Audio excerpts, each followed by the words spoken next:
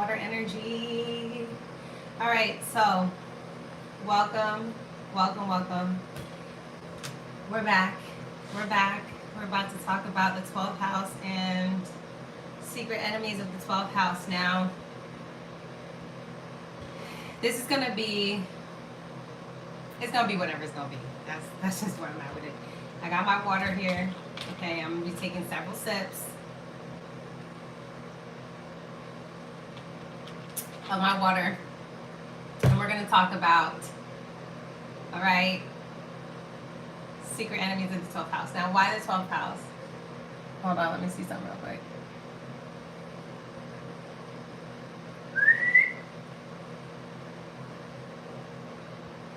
Okay. Hey y'all. How are you? How are you? Welcome, welcome, welcome. Listen, we got to talk about it. We got to get into it. The 12th house is a very mysterious, mystical house. It's the house of imagination. It's where music, film, photography, abstract art, opera, plays, cosplay, sexual fantasies, bed pleasures. It's how we sleep. It's what happened to us at nighttime is what happened right before you came out the womb, you know, when your mother was laboring you, right before you came out the womb. So if you have any planets in there, something happened right before you were born, okay? Essentially, that's what's happening. Hey, y'all can go ahead and hit that like button. Go ahead and hit it. Go ahead. It's a little bit of bitty people in here, okay? So we can go ahead and hit that like button because we're going to get into this discussion, all right? And I'm going to try to just stick on one topic because, you know, I have a tendency to, I'm a water sign, so I have a tendency to go all over the place, but I like to give a story, all right? Yeah. You said all your dreams be freaky or you getting kidnapped. Those are two very different extremes. Okay, so welcome, welcome. If it's your first time meeting me, what's up? What's up? It's me, your girl Novi. We're talking about the 12th house today. The 12th house is the house that is right before the sign is rising because your first house is your rising sign, right? It's also known as the first house. It's your perspective, your outlook. The 12th house is things behind you. Do you hear what I'm saying? This is why 12th house is delayed reactions. So anything that's in the 12th house, any planet in there is a delayed reaction, okay? So if it's Mercury, it's your mind. If it's Moon, it's your emotions. If it's Mars, it's your actions, and so on and so forth. It's delayed reactions. The 12th house is the house of self-undoing. So things that we do that harm ourselves, okay? This is why self-harm is also found in the 12th house. This is why things like hospitalization is found in the 12th house. This is why the 12th house is so important to talk about because I love talking about the 6th house because the 6th house manages the 12th house. You hear what I'm saying? So, and everyone has transits to the 12th house. Every single person. You just have to look at which season your 12th house is occupied by. So if it's Sagittarius, that means Sagittarius season. The sun is going into your 12th house and that's going to be activated for you. That energy is going to be activated. Okay, you're going to be more into 12th house things or seeing 12th house things. Okay, and you don't need to label yourself crazy or label yourself with anything. This is information to help you navigate your energy better because the 12th house is an energetic house just like any other house. It's just one that is in our rear view. It's behind it. It's like our blind spot when we're driving the car. And I don't know if you guys ever heard my car analogy, but the rising is the outside of the vehicle, what you're driving. The sun is the inside, what it looks like, you know, the style of the vehicle or the car. The moon is like probably who's in the car or what you're listening to, right? That's the vibe of the car. It's are you alone or are you with your best friend or it's actually the activity that you're doing because that's what makes you feel safe. You know what I'm saying? Mercury is how you whip that thing. All right. Mars is the gas in the car and what gets you up and gets you motivated to go driving, right? Pluto is the mysterious shit that be coming out of nowhere that you got to learn with your car. You know what I mean? It's those like life or death situations. Saturn is like the hardships that you go through with your car. So getting, you know, repairs and it breaking down and all these other things, right? This is how I think about Venus is how you decorate your car, how beautiful you want it to be, right? Who you share it with, if you share it at all. Okay, Uranus is just the unexpected shit that be happening when you're in the car or on the road. Because life is a journey, right? Essentially, life is a journey. So we're all in a vehicle, whatever your rising sign is. And you guys can go to my rising sign videos to hear your specific one. The rising sign videos are anywhere from 18 to almost like 28 minutes. Okay, so they're very long videos. You guys can check them out. And I kind of go through each house and I talk about your life story. And obviously planets and aspects and all these other things matter. How y'all doing? Okay, this will be saved. Don't worry, I got y'all. Make sure you guys are hitting the like button though, because now we're getting into the triples. And one day I'm gonna be in the thousands. Like one day this is gonna happen and thousands of people are gonna show up and we're gonna talk about this. I'm so excited because I remember the time when I was talking astrology to like 3 people on my live, okay? Like there was a very long time I was talking, I found them. I found my old, like, you know, archives of my thing, like where I'm sitting there just talking to barely, just two, 3 people. So I'm excited to talk to a bigger group of people. We're going to talk about the 12th house. So this is why, you know, and let's talk about the empty house thing that everybody keeps talking about. And I know this is the interesting thing too about being a teacher, right? Mercury, Jupiter, if you think about the 3rd and the 9th house, right? You always think about them together. Repeating yourself, okay? Mercurial people, Virgo, Geminis, Mercury, repeating yourself, you know? So you're gonna be constantly repeating yourself. All right. Let me read some of these comments because you know I'm gonna get in my tangent and then boom, we gone. Okay, your North Node is in the 12th house. We're gonna talk about that. Your Mercury, your mind stay buffering. Venus, I drowned in a previous life. My dreams have me going over a bridge in a car. I'm on live right now. I want to drown in you. Ay, Dios. Hi, Judy. You're saying, Judy, you're here for spiritual? Yes. Gas prices, Mars, Pisces. Yeah, out of control. You know what I'm saying?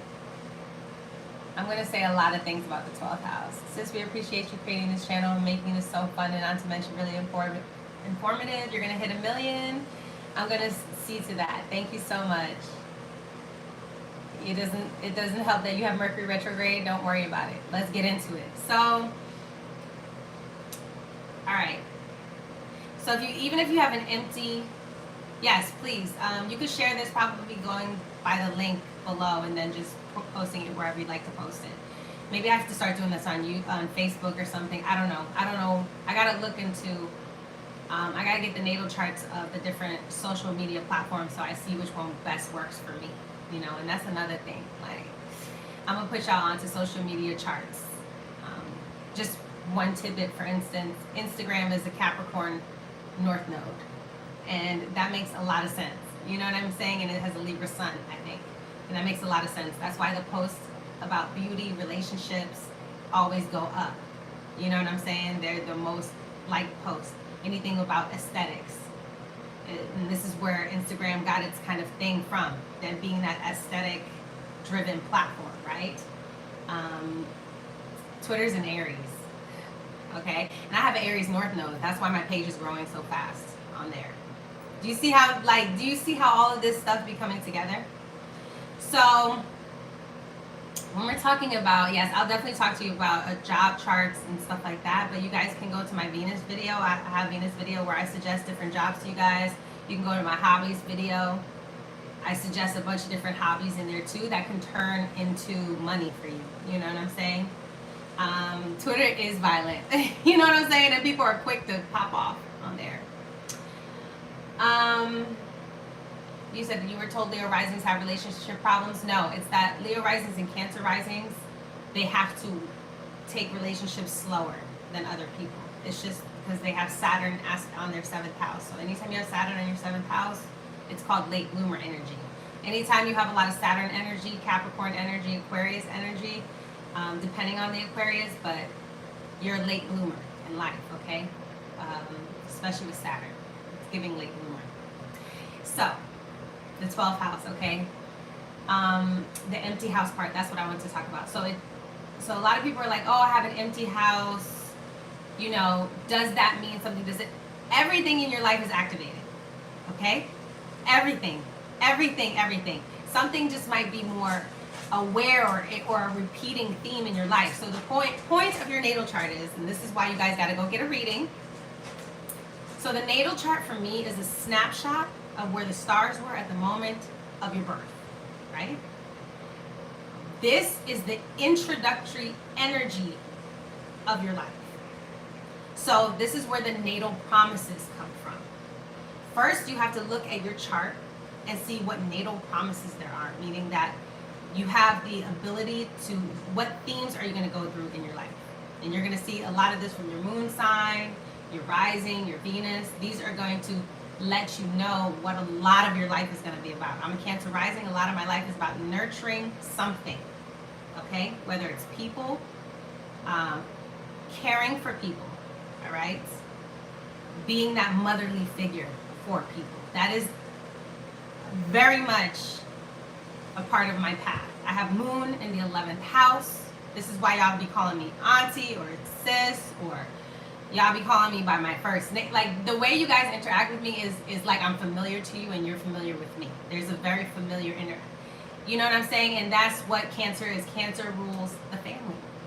So I'm creating this big online community and family around astrology and this kind of learning. You know what I'm saying? So you're gonna, and that theme is going to play in my life very strongly throughout my life. And so when I look at your natal chart, it's a snapshot. Just think of it as the trailer to your life. Listen, I'm an actress. Y'all know I'm always going to refer to filmmaking.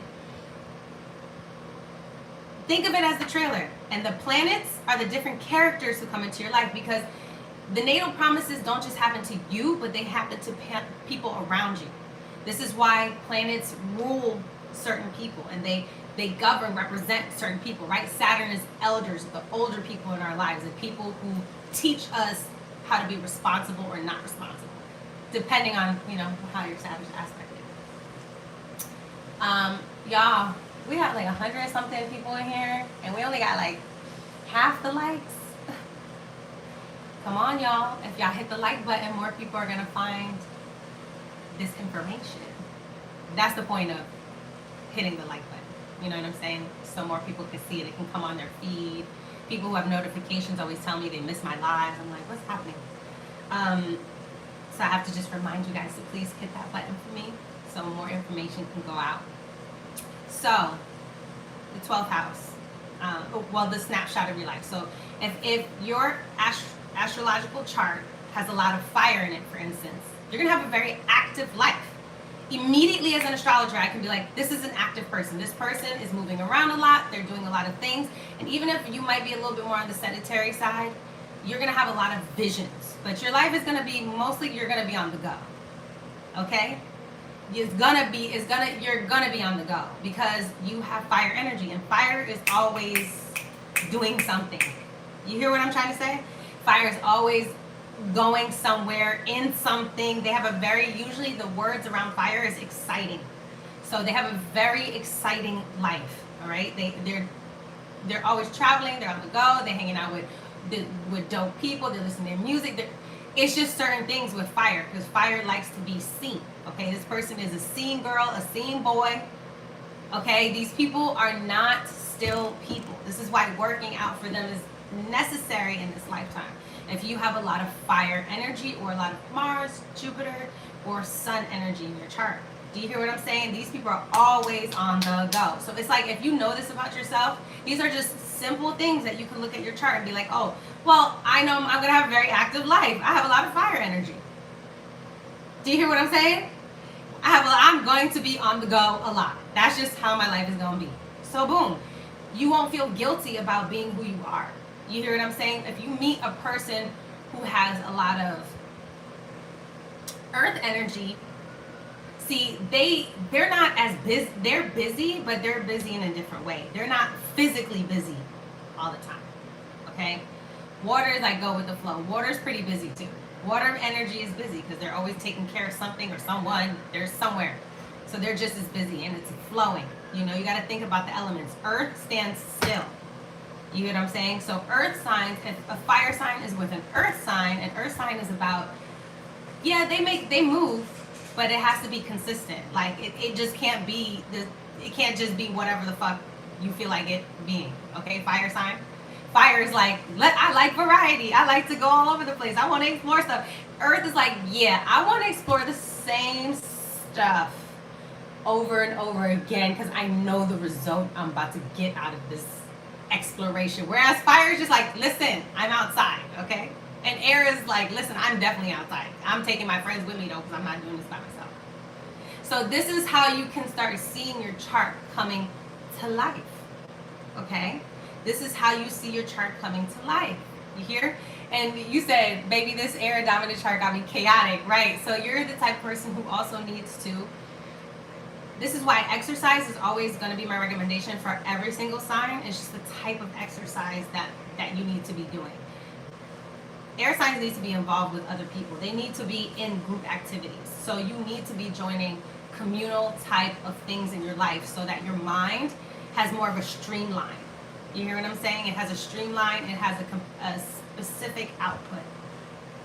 So if you are good with your hands, you can go to sewing class. You can, learn how to skateboard, become a, ice skater, roller skater, drummer, because it works with your hands, playing with instruments. Do you hear what I'm saying? That's air, because air needs to keep their mind, they need to put their mind inside of their body. So they need to do activities that connect their body to their mind. These are the people who do breath work, yoga, Pilates, stretching. You hear what I'm saying? Stuff like that, flexibility. And so this is how you can start seeing your chart come to life. All right, so you see the trailer of your chart. Which element don't you have a lot of? That might be a side that you struggle with. So if you have a lot of fire and you don't have a lot of earth, you might struggle with stillness. See? And this is what makes you more accident prone as a child. You're running into shit. You're lighting shit on fire by mistake. You're cutting off people's hair. It's like getting out of control.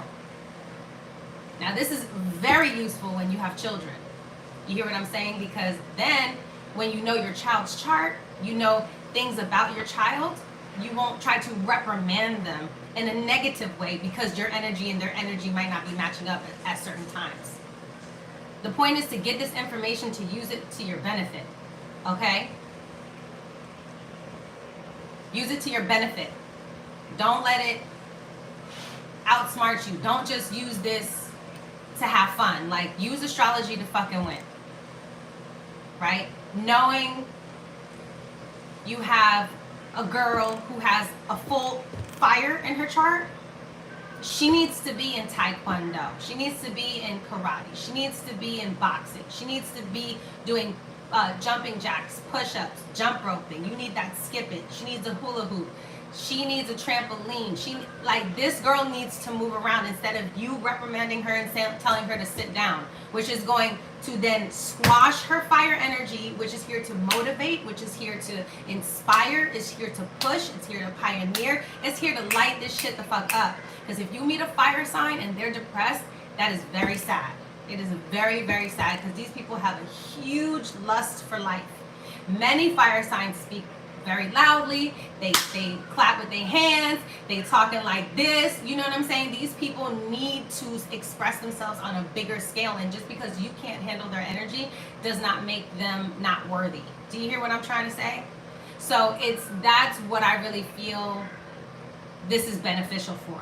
It's beneficial for knowing yourself, and it's beneficial for knowing your children as well as your family members as well as the people around you. All right, so this is why Sagittarius can suffer seasonal depression. I do think it's quite interesting, the fire sign being in the winter months, you know what I'm saying, and the juxtaposition of that, because it like almost extinguishes the life out of them. So Sagittarius living in a dark place, it's dark. This is not a good thing. Any fire signs living in dark places is just not a thing for y'all. Y'all need windows, lights, all of this. Like, I have Saturn in Sagittarius, Uranus in Sagittarius. I have North Node in Aries. I refuse to live in somewhere dark. I need light.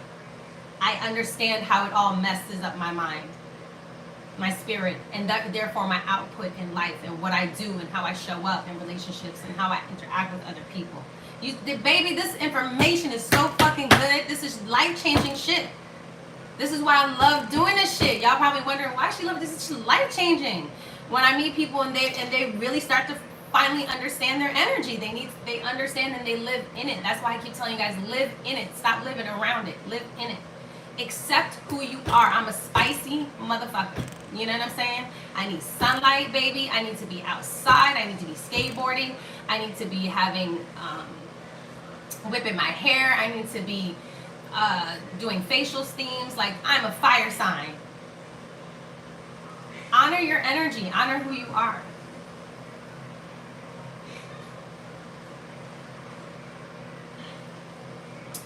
If you want to see stuff about your grandparents, look to Saturn.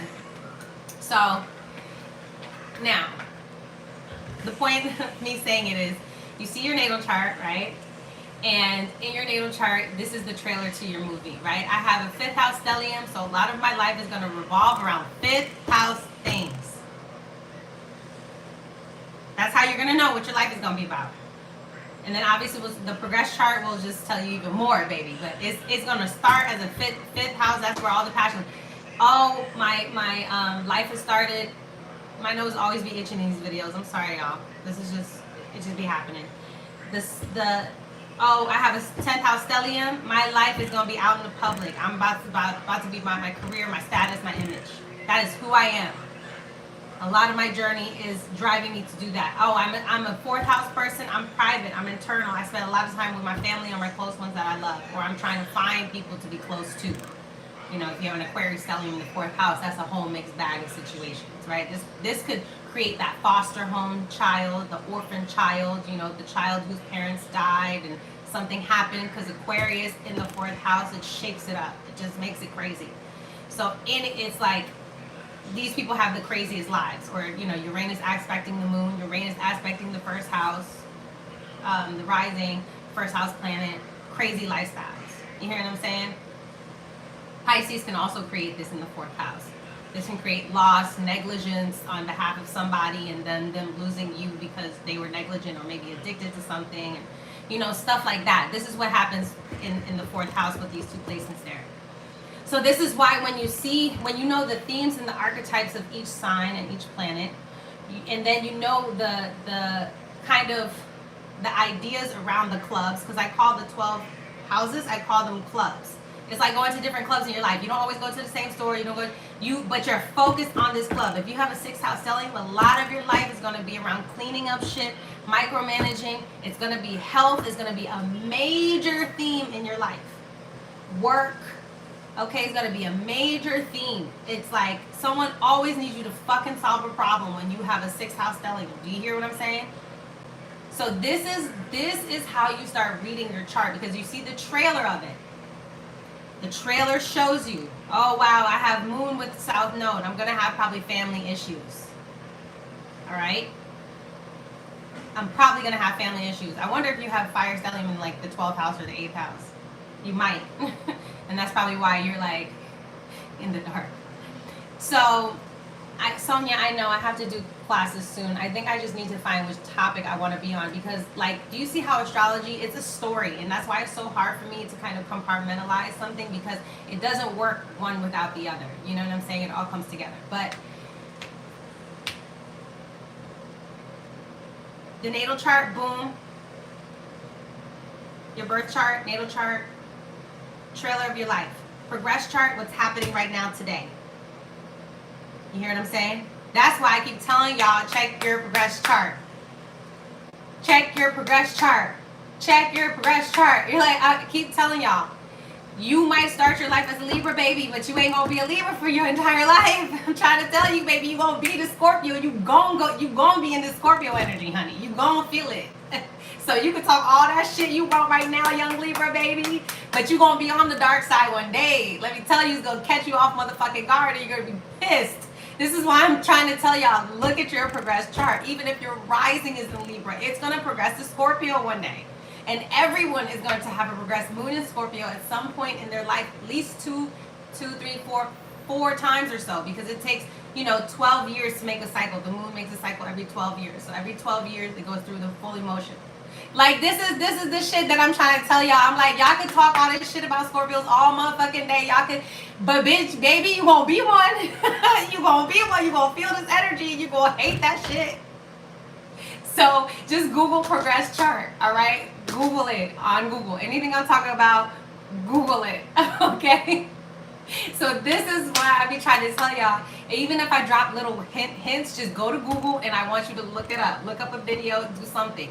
Because remember, I'm an Aries North Node. I'm here to spark an idea. I'm here to spark. I'm like a lighter. I'm here to show you the pathway, and then you got to go ahead and do it. You know what I'm saying? So you could be born in Aries, baby, but life is gonna slow you down. You will become a Taurus one day. So you might be all fast today, and whoop, you got all this energy, and swoop, you're all muscular. These are the people who are muscular and thin and look really fucking amazing and don't have to work out. Anybody with a lot of Aries energy, Mars energy, like Mars nicely aspected, these people have nice muscular bodies because Mars rules the muscles, okay?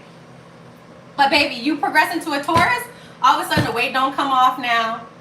You start to get a little fupa. You start to get a little, you're like, hold on. You're like, wait.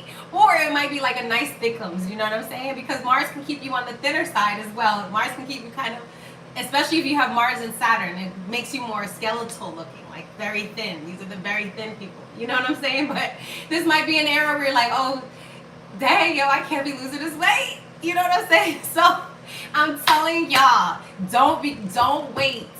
Don't spend 30 years of your life as an Aries not working out, okay? And fupas are amazing. I have a fupa, baby. Like, get into it. I have Cancer energy, so I got some. The stomach is a thing for Cancers. They either have really amazing stomachs or like fupas, which are still amazing. You know what I'm saying? But I'm like, it's a stomach thing, or breasts.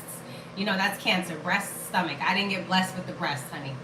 But listen, let me tell you. You start your life as an Aries, you know what I'm saying? And then you become a Taurus, or you're a Taurus, or like you didn't learn how to work out as an Aries, properly use your energy. You just kind of busybody, you know what I'm saying? And then Taurus comes, and then you start working out. You hear what I'm saying? But you're not recovering as fast. So it's like Cancer gives big body bends energy. It's thickums, okay? Especially you got Jupiter in Cancer, honey. Ooh, these are the women with those luscious curves, baby. It's giving body, yada, all that. So I'm telling you, Jupiter aspecting your moon is gonna make you thick, honey. It's gonna make you thick, especially as a trine or a sextile. It's gonna give you some legs, baby. It's gonna give you legs. It's going to give you all of that. It's going to give you body. So it's just so cool. Like, I love astrology. It shows you how people look. It shows you how people dress. It shows you what people think about, talk about, why they do what they do. And then hopefully, I'm using this as a tool to hopefully give you more confidence as an individual. Instead of second guessing yourself, instead of changing yourself, instead of doing all that shit. You know what I'm saying? Like, you are who you are. So you have the natal chart, boom. You have all the houses, boom. You have your natal promise, or what your life is going to be about. If your stellium is in the 7th house, your life is going to be a lot about a relationship, or a couple important relationships, you know what I'm saying, that you're going to have in your life. It's going to be very much about that. Okay? It's going to be, or 8th house, it's going to be very much, you're going to be dealing with a lot of things around death, around, you know what I'm saying? You're going to be dealing around death, around inheritance, taxes. Like, the 8th house is a blessing and a curse, because you have to let something die for something to grow. You hear what I'm saying? That's the point of the 2nd house, 8th house access. This is why even if you can have an 8th house person with a lot of money, or access to a lot of money, or they get a lot of money, but there's always some type, it feels like there's a string attached, where it feels like it comes with under a crisis situation.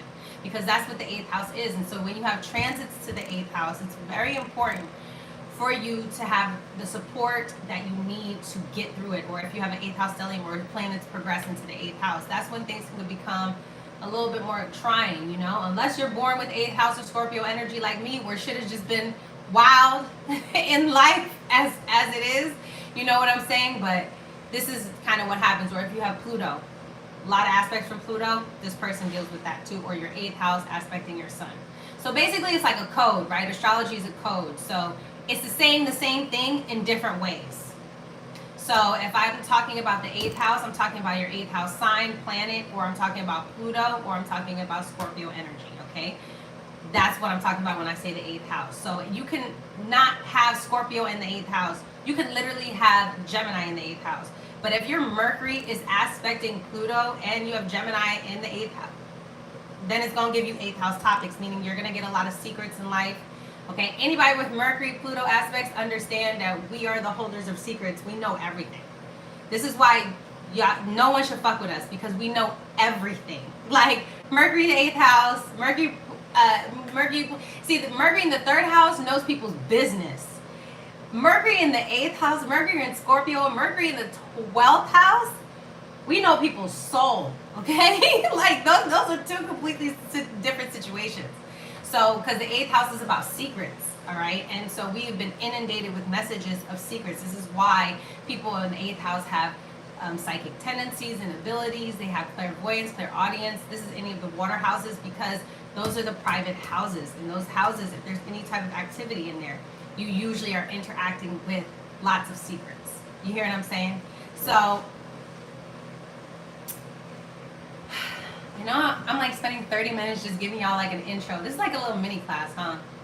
All right, because I feel like, you know, you got to explain things beforehand so you guys can start seeing your chart in different ways. Now, talking about the 12th house, right? The 12th house is delayed reactions.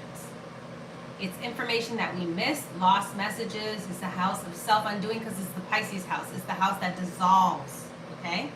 It dissolves things, because Pisces rules everything and nothing. It's about having no boundaries, no limitations. It's about unlimited everything. This is why the 12th house is money, okay? It's also where we lose our money, but it's also unexpected gains, all right? The 12th house also rules bed pleasures. It's how we sleep. It's our sexual fantasies. It's our dream life. It's what happened right before your mother labored you. Huh? Do I have one? Mine. Yeah, I think it's in the living room. I think. The 12th house is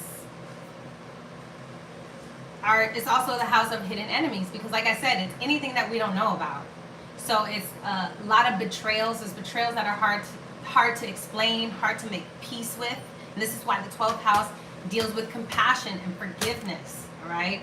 And Pisces is the traditional ruler of the 12th house. Pisces, Jupiter, and Neptune, all right?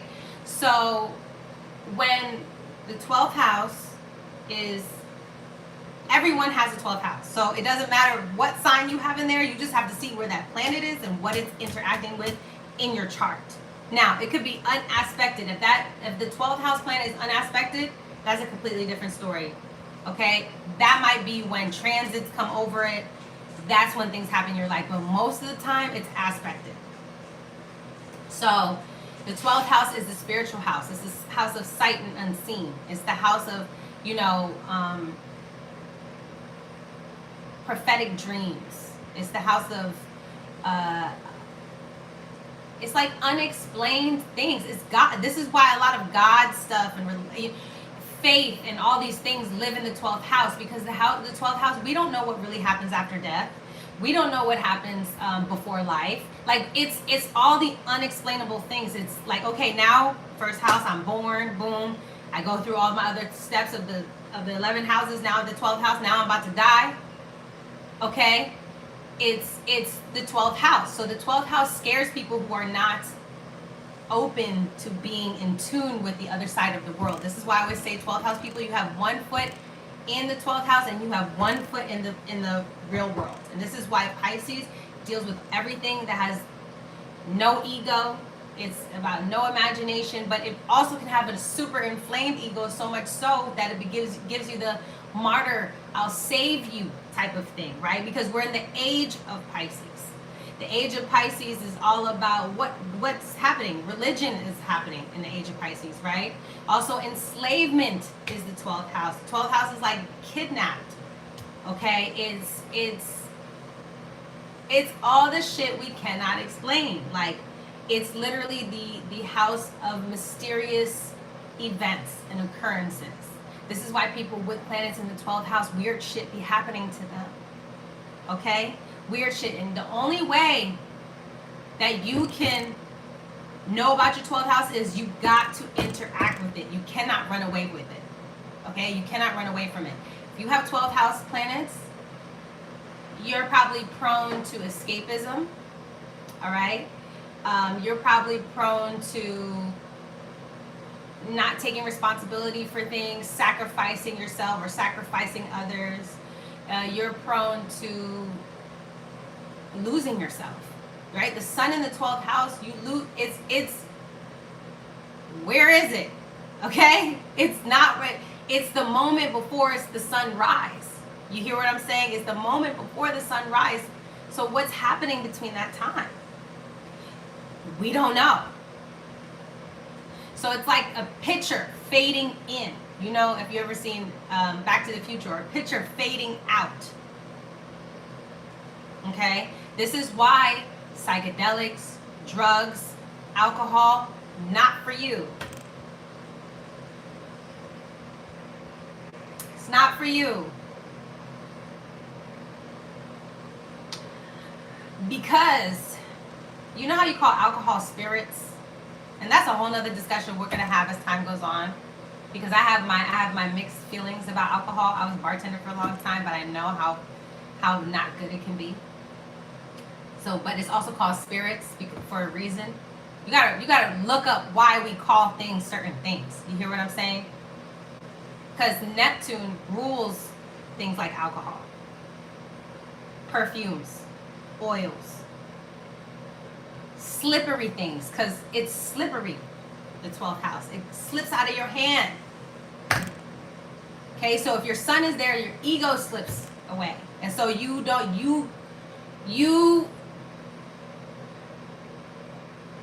save yourself. You know what I'm saying? You see everyone as a hurt little child.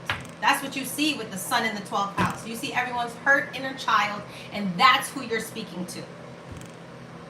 That's who you're speaking to. You're speaking to the person's hurt inner child. So this is why you'll give them your house. This is why a lot of people with Neptune placements end up, or Pisces placements, or 12th house placements end up homeless for a spell, going from couch to couch, losing all their money, losing their job, losing their friends. Things are being lost in the 12th house.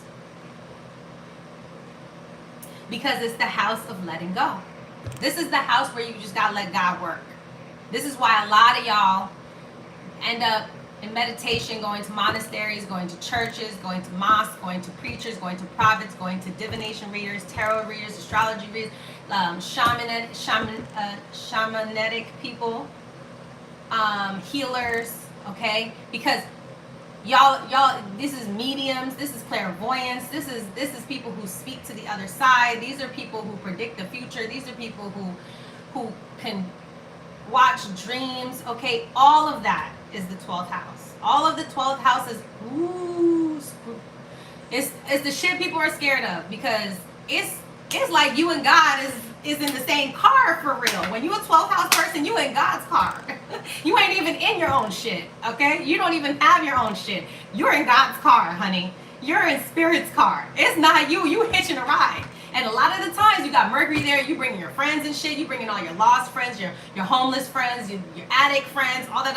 Okay, God, but they my friends. Don't bring them. You know, and Venus is there. It's your love relationship. But I love them, God. Like, I gotta take them with me. They can't die on their own. Like, it's me and them. And God is like, let them go. I did not bring your ass down here to suffer. I did not bring you to be delusional when it comes to love relationships. This is why the 12th house, I feel like the 12th house is the closest to God, so that's why God don't fuck with y'all. Like, God don't let y'all make mistakes without big consequences in the 12th house.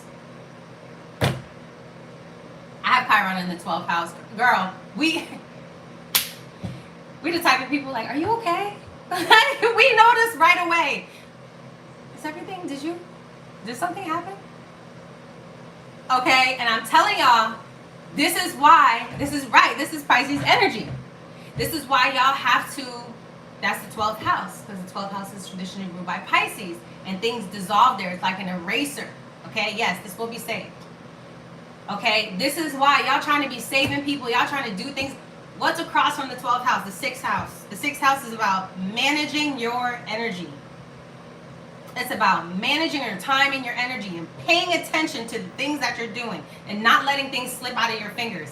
Not letting people take advantage of you. And this is why the age of Pisces stresses me out, because God does not want you to give up your life for somebody else. I don't give a shit what nobody says. God does not want you to sacrifice yourself for somebody for no reason. Now, sacrifice somebody because you're defending them, because you're saving them. See, the 12th house person, they can have Mars there, Pluto there, Saturn there. They can work in ENT in hospitals. They can work in psych wards. Okay, they can literally help people, right? Help save people. That's where you could put your energy instead of wasting your energy on people who don't deserve your help. This is why streamlining your energy makes the most sense. I used to go to people and help them like I am right now, but I needed astrology to link the tool, and then I needed to just focus on my astrological family who actually wants to use the tools that I'm saying and then putting it together. Do you hear what I mean? But if you have 12th house energy, you want to save people. All right? You want to help people. So why don't you put yourself in a position to help people where people appreciate it? Because the 6th house is about people acknowledging the little things that you do for them. Okay, this is why the 6th house is about self-care, self-management. It's about reciprocity. It's about appreciation. It's about detoxing and doing the things that make the most sense. All right? This is why the 12th house is really important for you not to throw your whole life away for some person, place, or thing. Okay? Sassy, you can, part of your downfall can be helping people who don't want to help themselves. That's Chiron, 12th house, 6th house. 6th house is about helping yourself and cleaning yourself up. It's about taking a shower. It's about hygiene. That's what the 6th house is about. So Chiron, I have Chiron in the 12th in Gemini. I'm teaching astrology, and people who want to use this information can change their life. But I'm not forcing you to do it, right? I have Sagittarius in the 6th house. Saturn in the 6th. Uranus in the 6th. Neptune in the 6th. Like, I can help you out. You can listen to some of the stuff I'm saying and use it, but I have Gemini there, so I'm gonna let it go and let it flow. All right, so I'm gonna just, it is what it is, and I'm not gonna overthink it. I'm just gonna say what it is. I'm gonna give you the information. I'm gonna write some books. Chiron and Gemini is writing books, talking, podcasting, being in the media, writing things down, teaching people. But stop trying to save people who don't want to save themselves. That's not the point of the 12th house. The 12th house, 6th house, because it's your chart. It's your chart. It's your shit. It's not always about everybody else, because at the end of the day, all the people that you draw in is just a reflection of you. All right? So this is why I keep telling y'all, take care of yourselves. I'm also an Aries North Node, so I have a lot of energy coming from past lives of giving everything over to somebody else. So a lot of what I'm talking about is going to be about sticking up for yourself, surviving for yourself, putting yourself first, and then putting others. Because you might now, Venus in the 12th house, Neptune, you might give all your money to your lover to go to rehab, and they ain't doing shit. They still cheating on you, scamming on you, lying behind your back and saying, baby please, baby please. You heard baby please fucking 1,500 times at this point. Baby please, 15, how many times you gotta hear baby please? Be honest. Like, this is why 6th house is there, because it's like, be honest. Like, how many times do you have to fucking hear this? How many times do you have to hear the same bullshit until you realize it's fucking your shit up? You know how many people did not get to their dreams? Because the 12th house is where dreams come true. It's like, it's unreal. This is why 12th house rules foreign lands. It rules big, big, big, big money. If you have Venus there, Libra there, Taurus there, you can make a lot of fucking money. You could be extremely wealthy, especially if it's connected to your 2nd house. Imagine if you have Libra in the 2nd house and your Venus is in the 12th. Honey, you could be so wealthy. You could be living on your own private island just like you want to by yourself and spending some time with people and spending. You could do whatever you want. The 12th house is God's money. You're sitting right next to God. So you're literally, as a human, if you feel like you're limitless, imagine what you're like as a human / spirit sitting right next to God in God's car. That's the 12th house. I got to tweet that out. Hopefully I won't forget that. But it's like you're sitting in God's car, so you're not driving it. Okay? You're not driving it, God is driving it. And you gotta allow the spirit, God, whatever you believe in. Okay? Because the thing is, you might have Pluto in the 12th house and you'd be super scared. You'd be super scared of everything. You hear what I mean? So it's all about depending on how you really look at your chart as the overall message. Now, if your 12th house is empty, that doesn't mean anything. Locate the planet. If your 12th house is in Mercury, is in Gemini, look for Mercury. If it's in Virgo, look for Mercury. If your 12th house is in Aquarius, look for Uranus. Look for Saturn. If Capricorn, look for Saturn. If it's for Sagittarius, look for Jupiter. If it's Libra or Taurus, look for Venus. If it's Aries, look for Mars. If it's Scorpio, look for Mars and Pluto. Everyone has 12th house energy, or else y'all wouldn't be alive and you wouldn't have a stream of consciousness. The 12th house is the unconscious collective, okay? This is, like I said, it's people, it's the silent things that are not said. That's the 12th house. It's very subtle but huge energy, okay? Right now I don't do personal readings, although I should open up, but I don't know what's about to pop up for me work-wise when it comes to acting right now, because y'all, I've been on a roll. She's been booked and busy. God has been good. Make sure you guys join my Patreon. I forgot to say that. My Patreon is Novi's Notes, and that's where I do a lot of this stuff too. And I do, like, I write my articles, I read, you know, charts, stuff like that.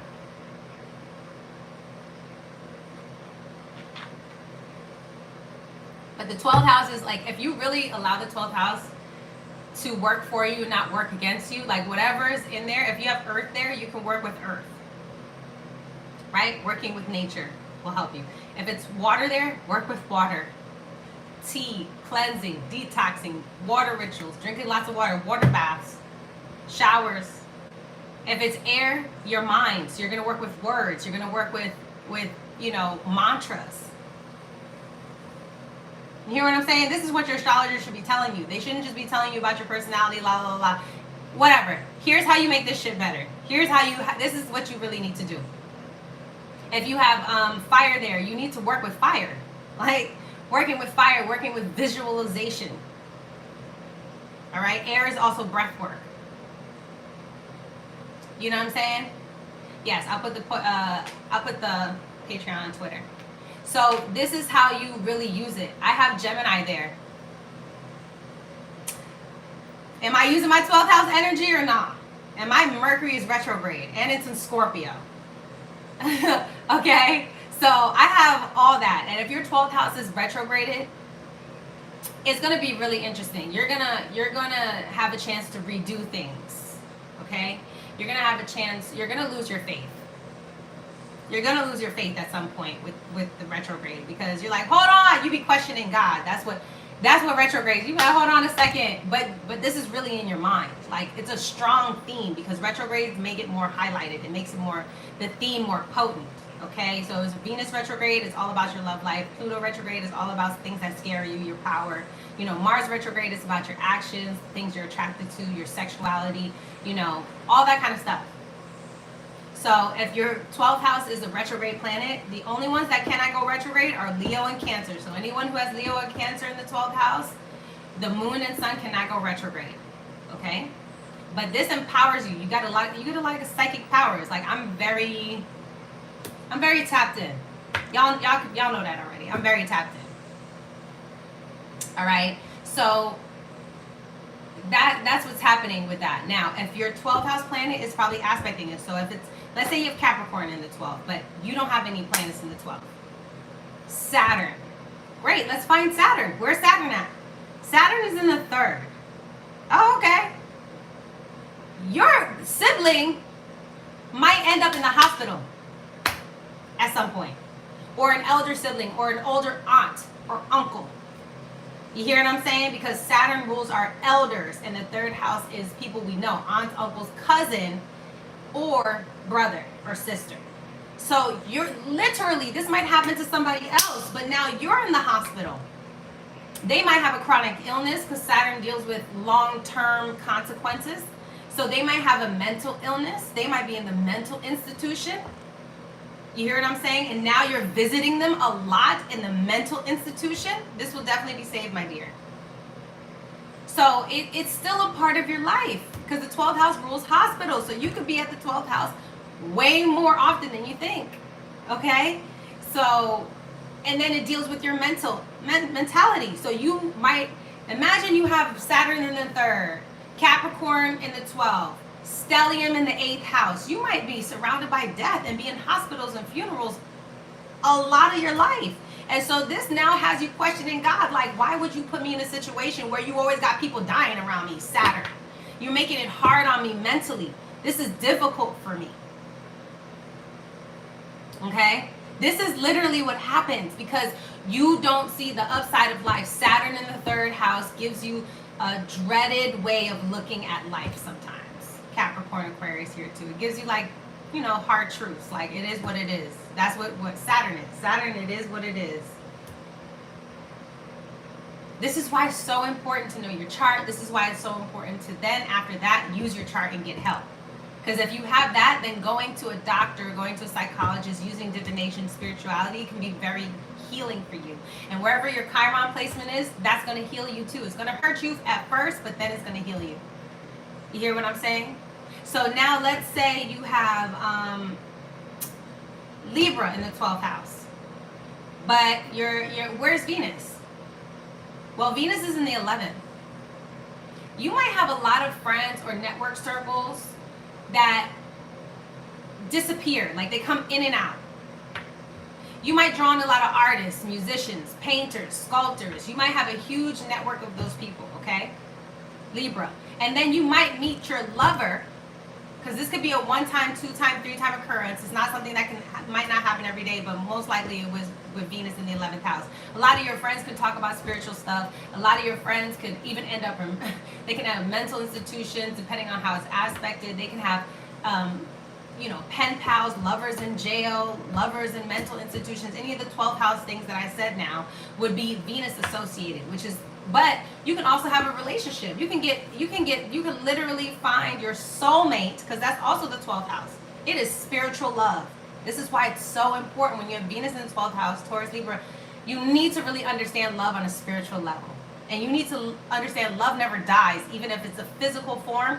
If you have one relationship with somebody else and then that relationship is done and it's over and the story's over, you take your love and you put it into another relationship. Your love never dies. It never gets less. It just gets bigger and bigger and bigger because Venus is exalted in the 12th house. It's exalted in Pisces. That's where the term unconditional love comes from, because of that exaltation. Because a lot of people, a lot of us, you know, the 12th house is orgasms. It's music. It's film. These things make us feel closer to spirit, closer to God, closer to the unknown.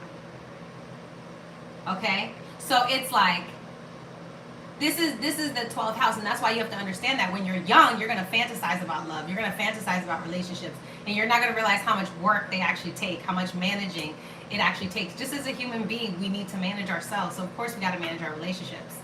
So it's stuff like that.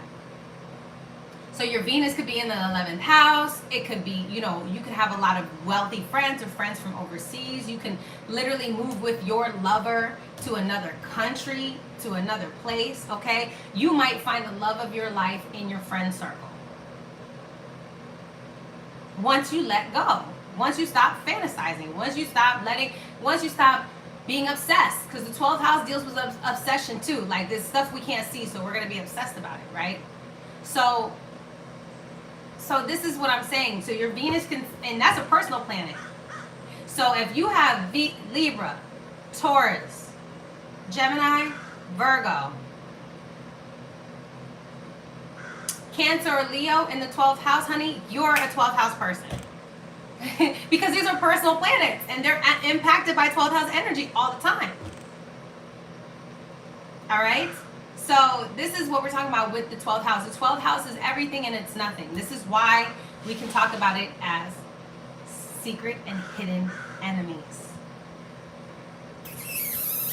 Okay? So now I'm finally getting to the video after 53 minutes. But hopefully all this was enjoyable for you, the information. But essentially, let's talk about the enemies, because I guess I gotta just do more in-depth videos. Like, I gotta do each sign and each planet in the house so I can really talk about all the things that I want to, and give you some scenarios and instances, okay, about what a 12th house person could look like or go through in their life, so you guys can be more aware. So then you guys can hopefully get more into your spiritual life, so your everyday life, 6th house, is better. If you do your 12th house things before you go to sleep, you know, if you do your spiritual life, whatever that is, you're going to have a better result as a 12th houser. If you're gonna know, oh, I need time alone. Oh, I need privacy. Oh, I'm hypersensitive because when I go into large crowds, you know, I could feel everyone's energy. This is like 11th house, 12th house combinations. You guys don't, a lot, it depends on it, but most of the time y'all are the people who have social anxiety. I don't like to be around people. You know what I'm saying? They make me feel weird. Or even 11th house with 8th house, or 11th house with 4th house. Like, it's, you don't like to be, right, the crow's outside my window. Girl, my life. I'm a whole Scorpio child. So it's like, you know, y'all don't like that. Y'all don't like it because the 12th house makes you feel weird and uneasy, especially if you're not spiritually steadfast. If you don't have a good spiritual life, you're gonna feel uneasy because you cannot separate things. You cannot suss things out. So then you being in large crowds around, fear of public speaking and all these other things start coming up because you don't trust your own relationship with God. You don't trust that God is right here.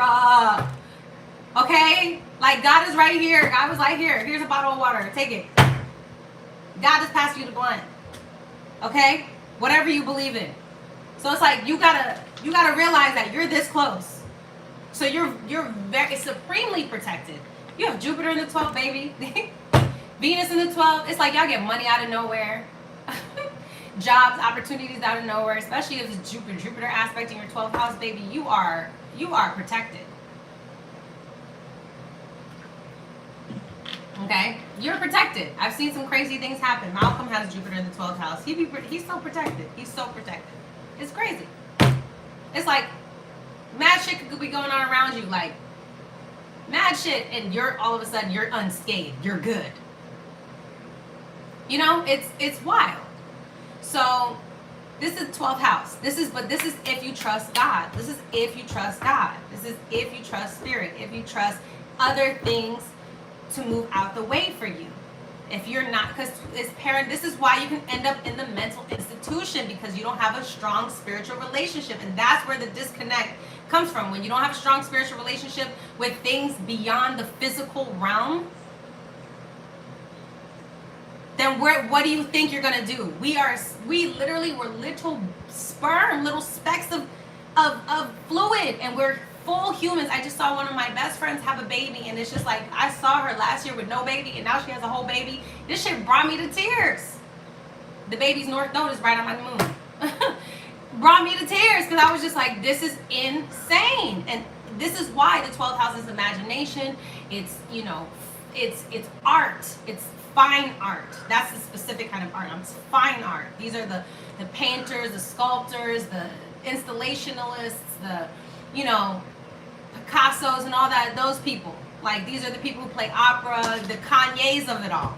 All right? These are the people who see the world in music, paint. You guys see and interact with the world in music, in paint, in art, through God, through spirit. So it's not easy for you to understand the everyday nuances, the interactions of people, or even the subtleties in body language. And this is why body language studying is very important for 12th house people.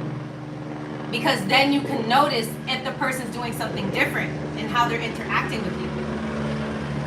Okay? Yeah, you're questioning God a lot, and don't consider myself a spiritual person. I would never call myself that. And that's, Samuel, and that might be one of the issues you're having. Maybe you just need to find another word that you feel comfortable with, because it's just vocabulary that we're dealing with. So just find another word that you're comfortable with and replace it with spiritual. But basically, you need a relationship with the sight and the unseen. You need to have a good relationship with it. You need to. It needs to be something steadfast in your life. That could be a prayer, an altar, a mantra. This could be whatever. Replace it with another fucking word and free yourself. Because sometimes we allow words, and as a Mercury retrograde person, we allow words to run our entire lives, but there's different, we all interpret things differently. Trust me. Because when you look outside and you look at the sky, how do you know we see the same color blue? How do you know we see the same color blue? How do you know? How do you know? How do you know I don't see purple? How do you know? How do you even know what I know what blue is, or what you know what blue is, or what? How do you know? One of the actors I just acted with is colorblind. He's literally colorblind. So how do you know? Okay? Like, how do you know? So it's do whatever you need to do to readjust your life to make it work for you. Stop worrying about everybody else. Make it work for you. For you.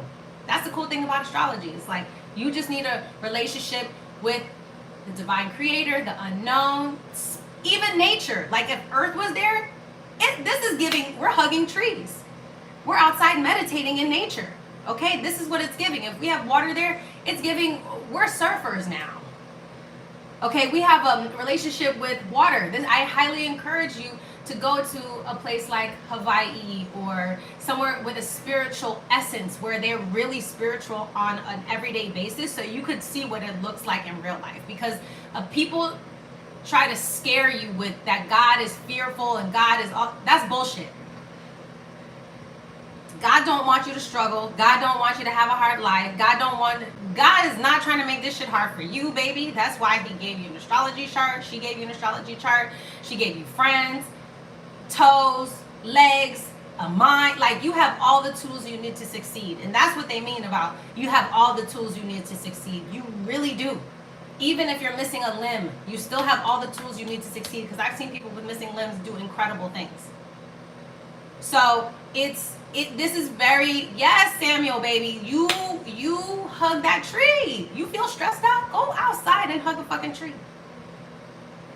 You hear what I'm saying? Like that's what we doing. I have on my patio, on my back porch right here, I have grass, the fake grass here on the floor. Cause I'm a Taurus moon. That's what I like. All right? You were thinking about the 12th house today, how we get fantasized about a lot. Yes, Mars in the 12th house, and I know when someone is fantasizing about me. Absolutely. Because the 12th house deals with fantasies. It deals with the unknown. It deals with the spiritual. This is where the orgasm comes from. So this is what I mean about understanding it, okay? Now, the 12th house is also your secret enemies. Because what? Why? Hold on, let me go grab something. Because like I said, it's all the things that are sight and unseen. The things out of your viewpoint. Alright? That's what the 12th house is. So, and we're talking about your secret enemies because your 6th house is it's your co-workers, people who get on your nerves. That's the 6th house, okay? People who annoy the shit out of you. Alright, you might be annoyed with this energy in this house. They might get under your skin unless you have good places to your 6th house. But a lot of the times, these people really get under your skin. Okay? The 6th house is where diseases, deaths, and illness is because of a misstep or forgetting something or whatever the case may be.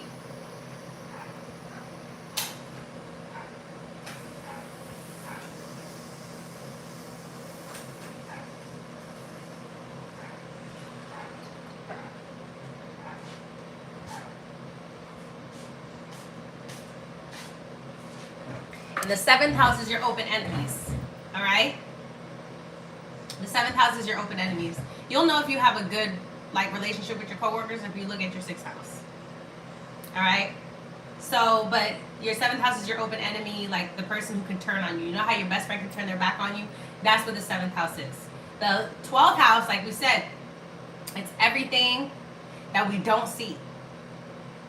All right? It's everything we don't see. So this is where hidden enemies come from. Because the 6th house, you can see these motherfuckers coming. These are people who agitate you. They're like in your view. They annoy you. You're like, okay, whatever. The 12th house is motherfuckers behind your back. You hear what I'm saying? Like, and you don't really know what's up in there.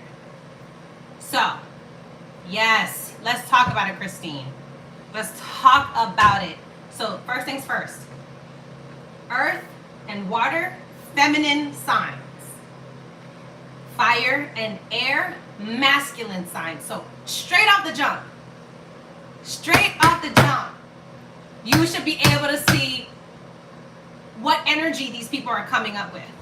Okay, straight off the jump. Do you have masculine in your 12th house or feminine in your 12th house? Me, I have masculine. All right? So, that already tells you from jump. So people who are feminine are more internal, more private, This is going to be more dangerous if you have a feminine sign in your 12th house, because these people are very, very behind your back. All right, you're going to have to feel it out with these people. Straight, really feel it out, because feminine is more introspective, internal, it's more private. Okay? Now, masculine is going to be more expressive and a little bit more in your face, or a little bit more like it feels like it's just stabbing you, like poking you type shit. So, let's think about it. If you have Aries in the 12th house, your enemies are going to be, a lot of the times, men. Straight up. All right? Men, boys, young men specifically. Now, it depends on if it's Capricorn or Aquarius there, because that gives Saturn energy, which could give middle-aged. And this can happen to you like one major time in your life too, right? It can happen one time where this is a theme. Like your grandfather could be a piece of shit, you know, or there could be one psycho ex-boyfriend with Mars in the 12th house. Do you hear what I'm saying? Like a psycho ex-lover, somebody used to have sex with, because Mars in the 12th is sex. Secret sex. These people have a lot of secret sex. So if you have Aries there, it's usually people with aggressive, temperamental energy, okay? And this can become a violent situation. So a lot of the times, this is a fight. This can be sexual assault, especially with Mars there. Pluto there, like this is just violence, because Mars is violence. And these people could, you know, also, Aries here is self-harm. Mars is guns, knives, weapons. So these are people who can self-harm themselves. This is so important to know. Like, I wish they would teach this in school, because it's just, you got to use your Martian energy. It either is going to work with you or against you, because Mars pushes you or it pulls you. You know what I'm saying? So I know somebody with Mars in the 12th who definitely has attempted this at a young age. Okay, this is usually deals with youthfulness, depending on the aspects and whatever else is in there. But Aries here is self-betrayal. All right, self-betrayal, an action from involving you and another person. This is what's gonna happen. This is a thing that can happen, okay, with Mars here. I'm talking about secret enemies. All right, that's the topic. There's a lot of positive aspects to all the houses, but I don't want this video to be like 4 hours long. So we're talking about secret enemies. I'm trying to teach y'all stuff and then keep it on this topic, because if not, then, you know, I can just go off. All right, but either way, just take what I'm saying and make it positive, because if Aries is there, it's a younger person, right? It's a person who's younger, or this is happening in your youth. This is happening most likely with a person who has a lot of masculine energy, okay? And it's going to happen quickly, or come quick, or be impulsive, or something like that. This is why I'm telling you, Mars here, Aries here, impulsivity, doing something fast and not thinking about it, is going to be of detriment to you. So your own impulsivity is going to be of detriment to you. This is why it's very interesting to have Aries here. You know what I'm saying? And Taurus is the rising. And Taurus rising, y'all have secret habits. All right? Secret sex partners, secret sex habits that might not be the healthiest for you. All right? It's about health when it comes to sex.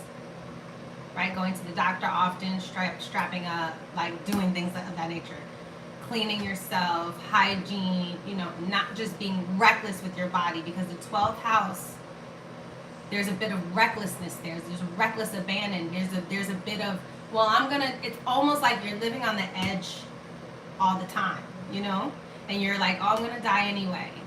This is the person who thinks about death at a very early age, or who has seen death at an early age, or violence at an early age, in some kind of way, shape, or form. Whether your, father is a police officer and it comes home to work, or somebody was abusive, or something like of that nature. But Mars here, it can be very tumultuous, can be very detrimental. So your enemy, a lot of the time, the secret enemy is an action brought to you and you're reacting too quickly. So I want you to remember that. And I know it's really hard. This is why working out is really good for you. And I'm going to go through every sign. This is why working out is really good for you, and meditating and doing all those things. You know what I'm saying? Military fathers as well. Exactly. All right, so this is with Mars here. Mars here can be very tricky. You have to look to where Aries is, Aries here is very tricky. You have to look to where Mars is, and then the aspects to Mars, the sign that it's in, and make sure you're actually doing those activities and not, because that's where you want to be. That's where your energy is at. So that's Aries. Because wherever Aries is, that's where we're the youngest. That's where we're the newest. It's a new beginning. It's a fresh seed. It's where we're fresh and pioneering, and we want to try things. We're risky, because Mars is an entrepreneur. It's out the box. It's doing what it needs to do, and it's doing it for itself. And we all have things that we want to do for ourselves, So here's hidden activities. So now,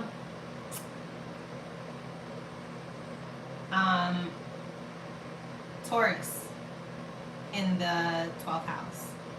Your secret enemy could be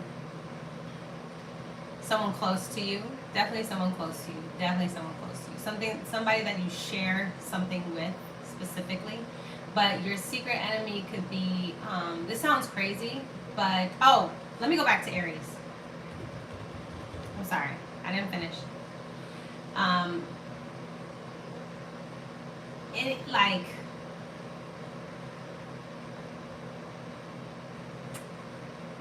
You might not have a good time with cops with Aries in the 12th house. This might not be the best. It really depends on how Mars is aspected. You know what I'm saying? Because Aries rules weapons, violence, guns. Be very careful when you have with guns. With Aries in the 12th house, Mars in the 12th house, be extremely careful with any type of weapons. Really learn to handle it. Because accidents can happen, especially if you have Mars aspecting Uranus, or in a bad way, like square, and Aries in the 12th house and Mars there, that's accidental. Something happens by accident. So be extremely careful, okay? Because this is accidents out of nowhere. Imagine it's already a house out of nowhere, but boom. All right. This is empty 12th house. This is if I already explained a bunch of that in the beginning. You still have an active 12th house. Everyone does.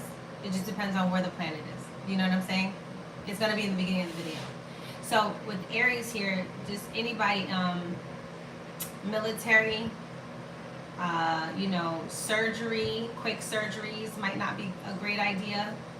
Things of that nature, because this is Aries here. Anything that's impulsive and has to do with the hospital, making impulsive decisions to join something, to do an Aries type of thing, that's not a good thing. All right? That's not a good thing. You cannot be quick. Libra in the 6th house, the way you manage that is by having a balance. Maybe getting feedback from somebody, talking to somebody about what you're going to do before you do it. And I know that sounds crazy, but you're going to have to do that in the beginning of your life so you can really manage your impulses, especially if Mars is an immutable sign. That's going to be, you're going to be all over the place. But Aries in the 12th, Mars in immutable, it can put you all over the place unless you have Saturn on that Mars or Pluto on that Mars. You know what I'm saying? Which can ground you more and just make you more driven. But see, combinations for everything. So let's get back to Taurus. Taurus in the 12th house. Bankers. I know that sounds crazy, but people who handle your money,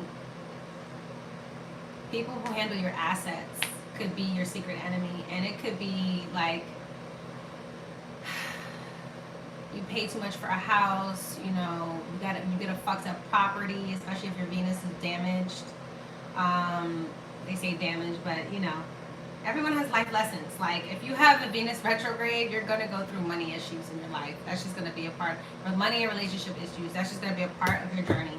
I don't care what Venus retrograde you are. It's gonna be a part of your journey. How it's gonna show up is how everything else says it, but that's what's gonna be part of your journey. So if you have Taurus in the 12th house, you have to be careful with your money in general and your assets, and your food habits can also be your secret enemy because it rules the ears, the nose, and the throat, and what we put into our mouth.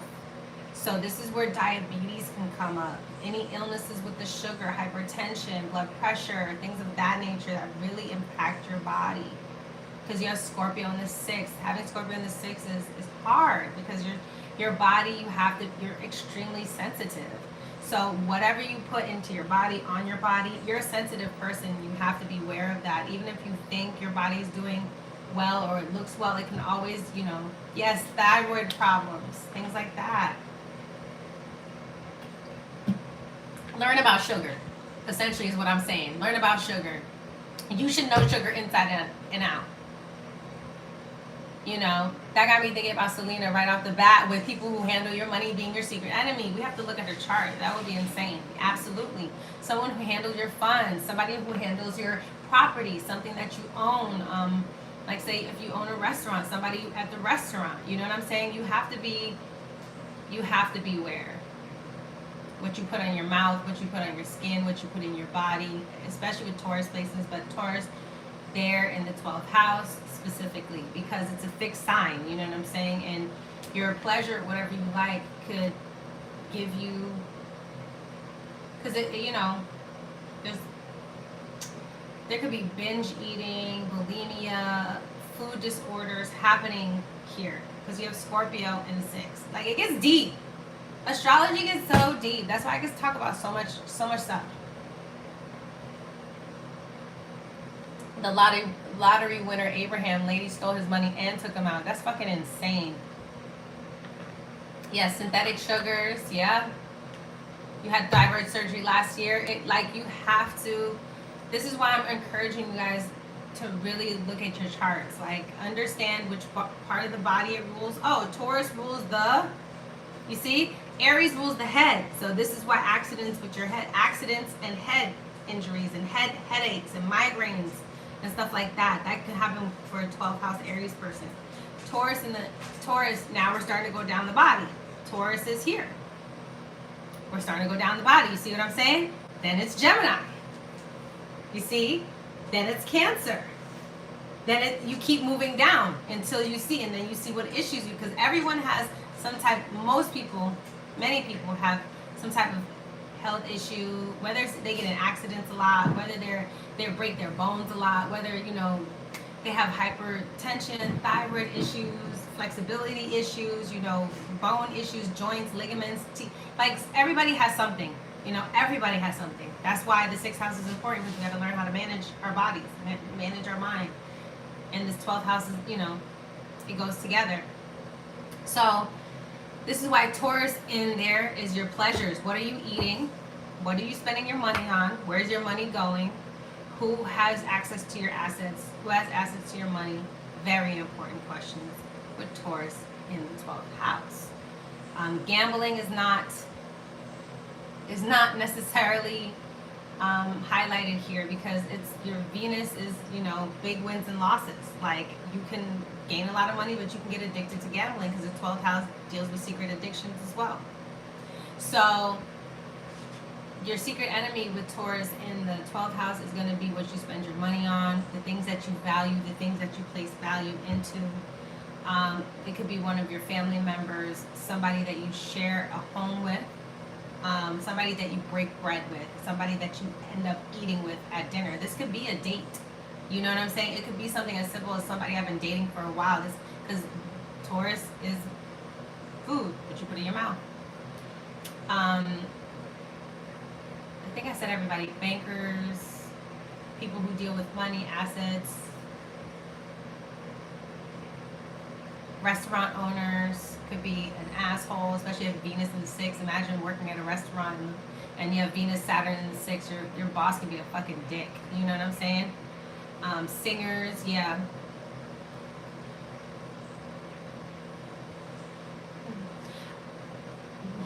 Landscapers, gardeners could be your fucking enemy. And I know that sounds crazy, but this is what they be doing. Like, might be how they make their money. So this could be that. And nature.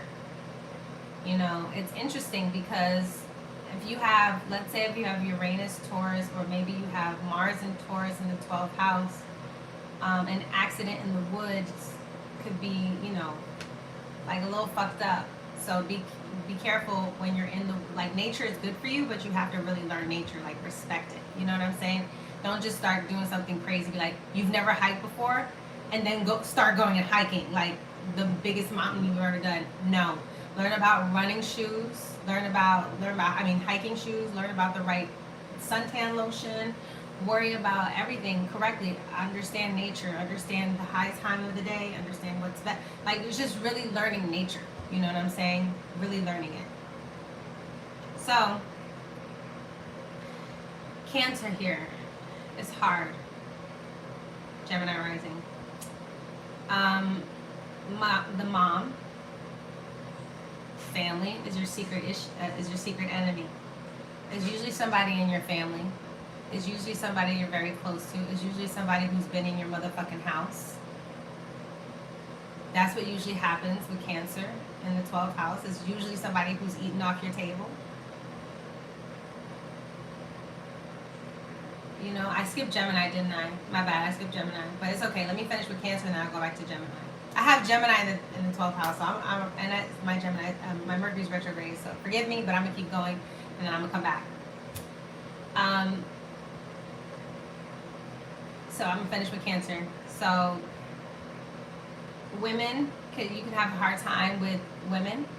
You can have a hard time with someone you grew up with.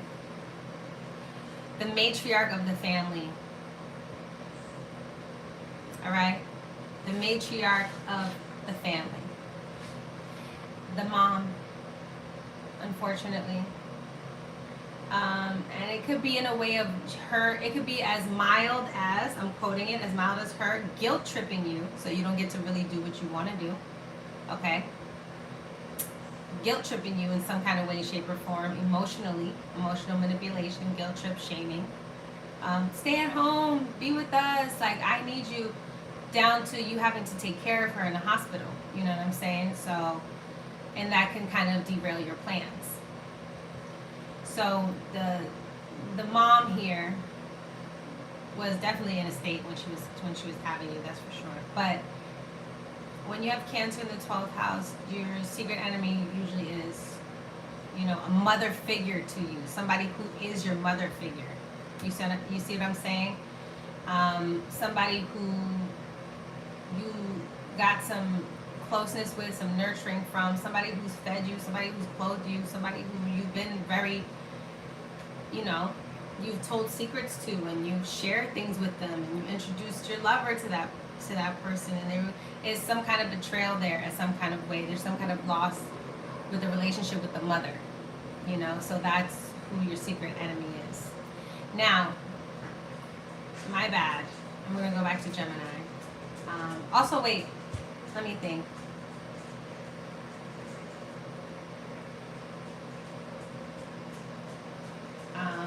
What about your role as a mother can be a little problematic? Yeah, that's true. You don't really, you fantasize about how motherhood is. You might not know the reality of motherhood. It's a lot of work. Capricorn in the 6th, you know? It's a lot of work to get it done. So, Geminis have a tendency to joke because their joke comes from a lot of pain around their mom and their family.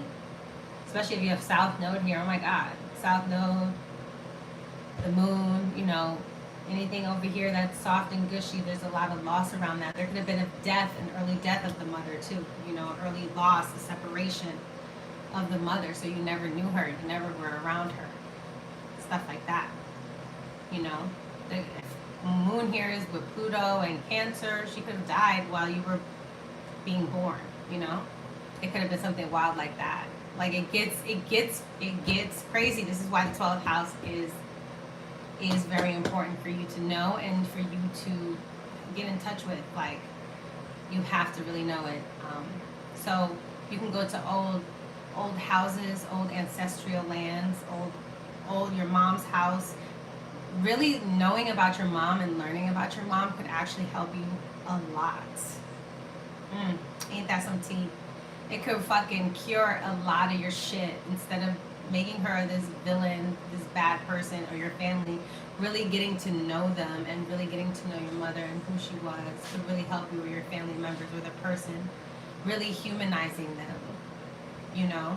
So, yeah, your own emotional intelligence can betray you a lot. Your own emotional overreaction can betray you a lot. So just be aware of that. You internalize a lot of your feelings with Cancer moon here. You internalize a lot of your thoughts for real. And you're a Gemini rising, so you say them like off the cuff. You know what I'm saying? You say whatever. You say whatever you want to say. This could be issues with the stomach or the breast area. So, water is very important for you. You need to have water in your body. Hydration is the word. It's key. So, back to Gemini. Now, if you have Gemini in the 12th house, your secret enemies could be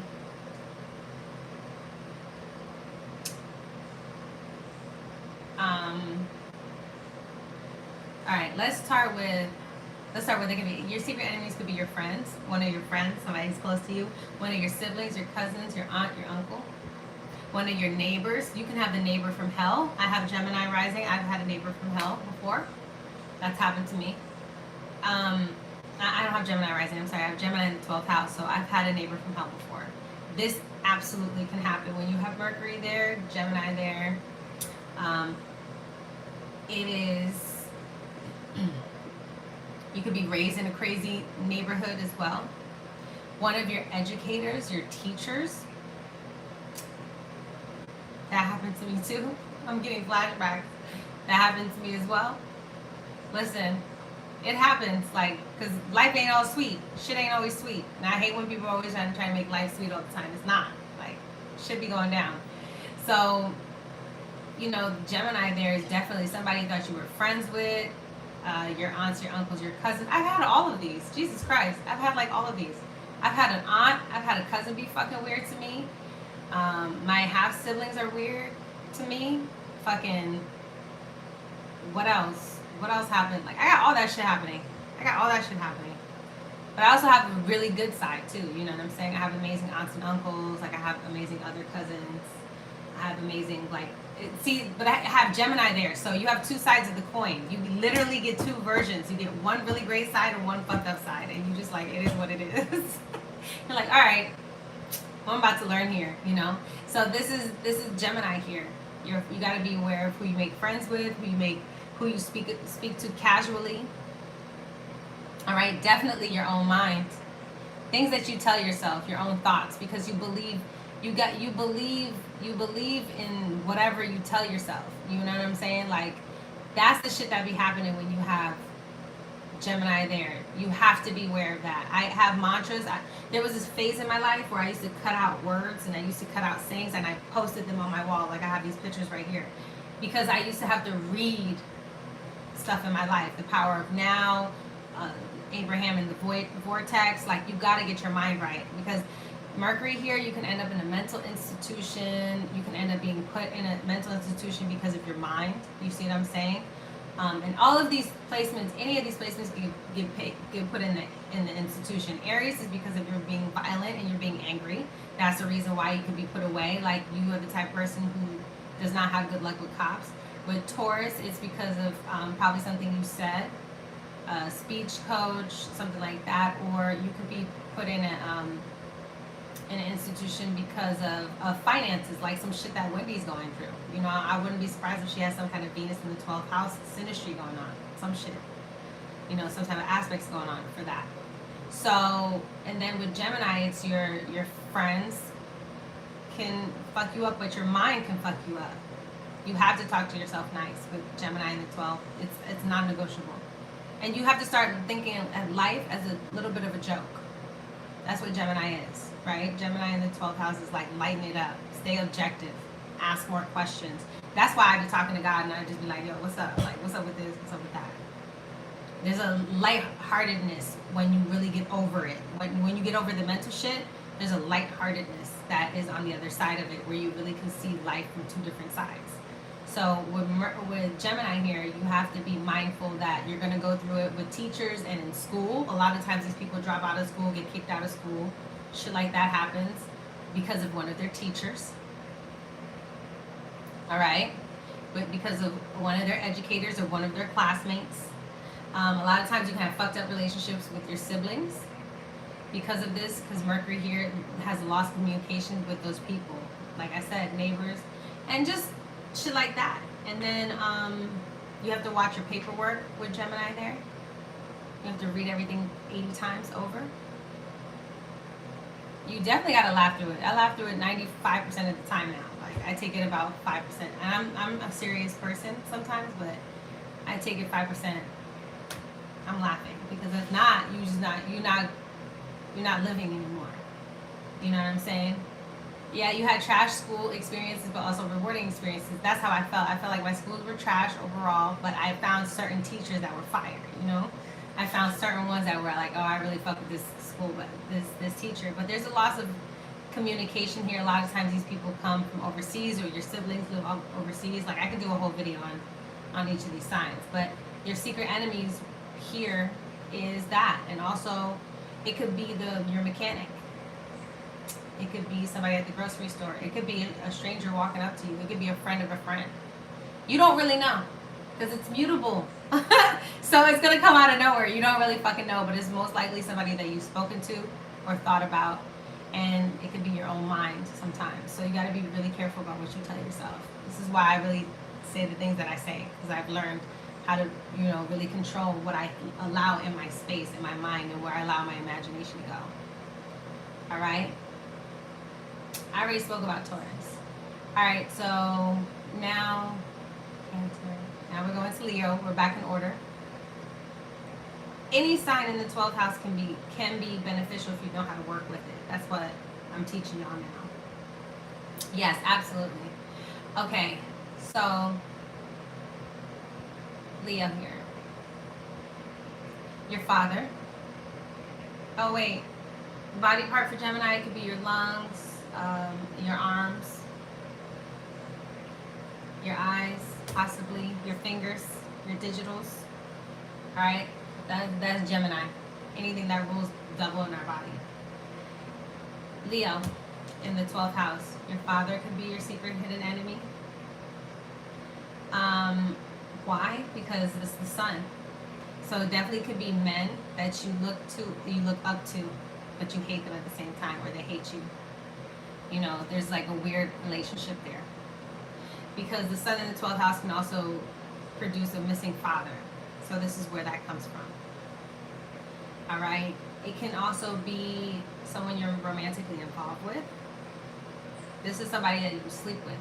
Okay, maybe you kiss them, or you go on a date or two. Because Leo also rules romance. That's the sun. So, Leo, all right, there also could be your own children, unfortunately. Or one of your kids. Your golden child, or the one you thought that was going to be your favorite. Okay? This is why you have to have a spiritual relationship with the 12th house. You got to have it, man. It's not negotiable. You have to have a spiritual relationship. You can have a fallout with your father. You can have a fallout with a romantic partner, or your child. Also, you can have a fallout with an athlete or an entertainer.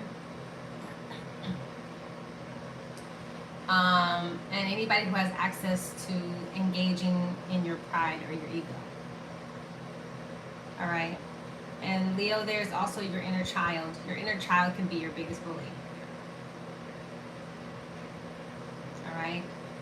Your inner child. It doesn't matter which one I really use right now because I'm just talking about the 12th house and what signs they're in. So that's a whole other video.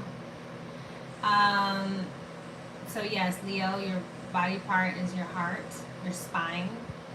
Like these people can have spine issues, spinal fluid happening and gathering there. Okay, you know, an accident and your spine gets injured. This is that. You said my masculine daughter is with a guy whose sister put him away, yet according to him, she's the same. I don't know. Listen, there could be a separation from the child for that reason, you know, difference of opinion. Aquarius in the 6th house anyway. Your secret enemy could be, you know, yeah, like you're like all that stuff. Or it could happen, or something can happen at a party, you know, or your partying behavior, or somebody at a party. It could be a random situation as well because the axis is Aquarius, so it really just depends. You got to meet a person with Leo in the 12th house. That's Virgo rising, but a childhood best friend, specifically, have a fallout from that. It depends on if you let it, if you don't talk about it. Whenever someone hates me, they're always synchronicity that remind me of the worst times of my life. You know, yeah. Yeah, since it rules the heart, you said it can do heart attacks, anxiety, anything with the heart surgeries, anything to do with the heart. Absolutely. If you have Uranus aspect of your sun, a lot of times astrologers say that's a heart attack. So be careful what you eat.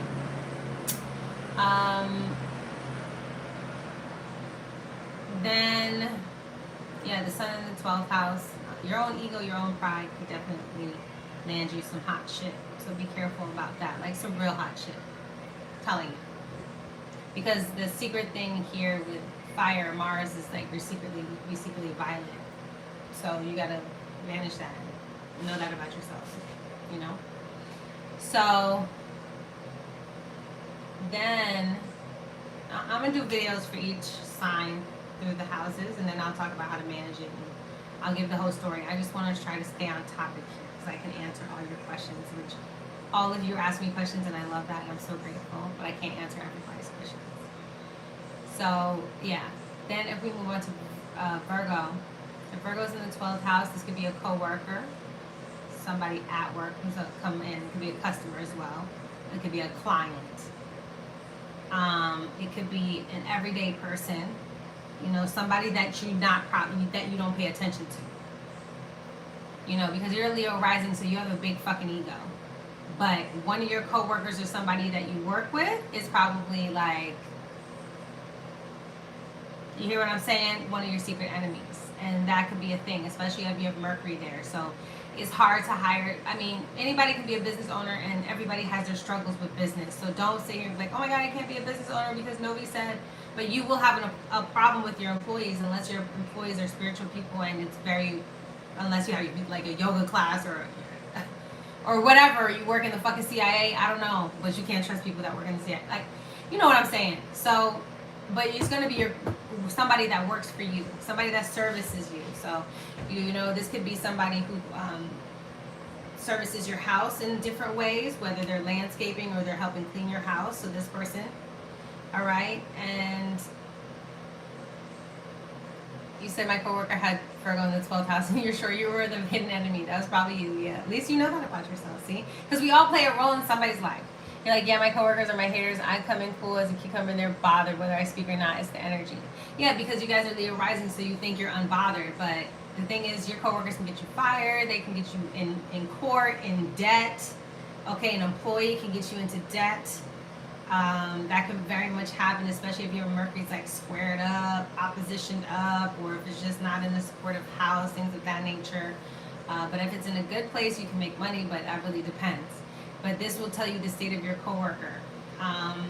Coworker got me fired and was asking like to be my close friend the whole time. See, shit like that. So friends at work, I might not suggest.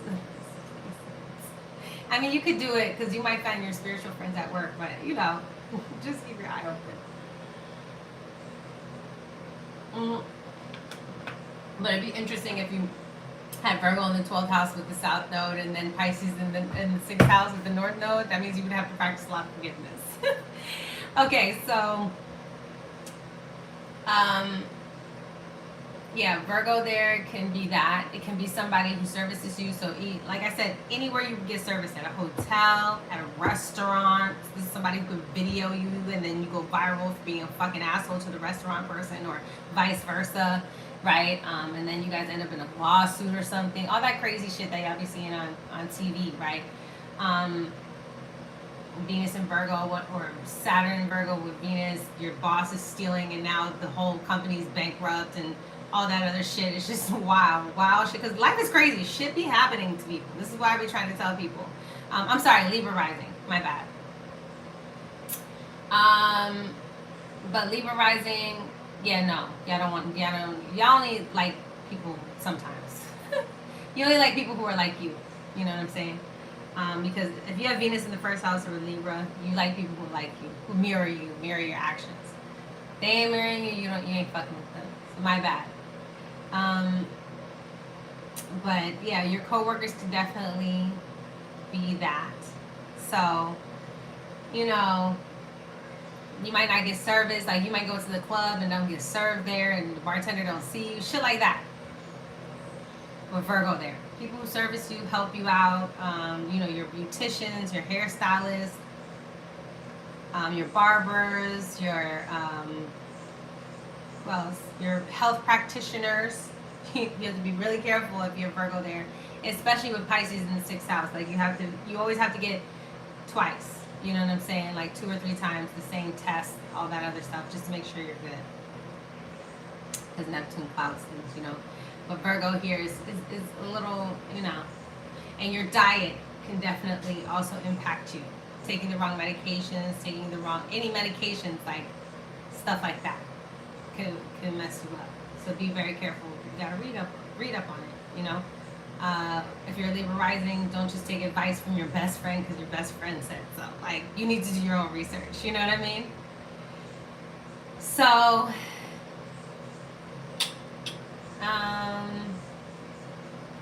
then the body part that that Virgo rules is the small and large intestine. So this is why detoxing and stuff like that. I'm not a nutritionist, you know, all that other stuff. So, yes, and your mental health, definitely. Oh, and one of your teachers too, because that's Virgo. That's all Virgo stuff. People who teach you things, take care of you. But yeah, Virgo also is a mercurial planet, so a lot of the Gemini things apply to Virgo, and on top of what you eat. So your mind also is here. Digestive issues, you know, all that other stuff. Restless mind, insomnia, not having a good schedule. So that's the thing. Then small and large intestines, that's what Virgo rules. Are we moving on? Yes, Libra. Libra is your relationship with somebody, like one of your lovers or your marriage partner, unfortunately. Because you have Scorpio rising, and this is why I tend to go through a lot of crazy situations in life. But yeah, when you have Libra there, it's your relationship with somebody close to you, a best friend, a lover, or a business partner, specifically a judge, a lawyer, a manager, an artist, a wedding planner, a socialite. That's Libra stuff. So any of those, a fashion designer, fashion house, and again, anybody who deals with your money. But definitely, like, unfortunately, a lot of times it's a relationship. Okay, somebody you're very close with. And best friends, like breaking up with best friends is really hard for Scorpio rising. And also,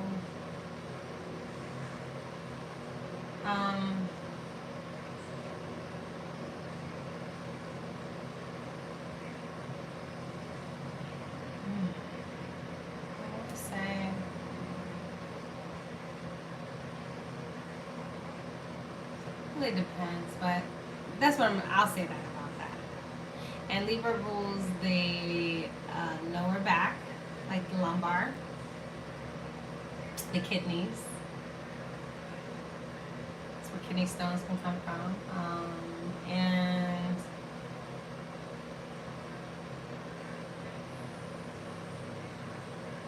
part of the butt, I think. But Sagittarius is like hips and butt.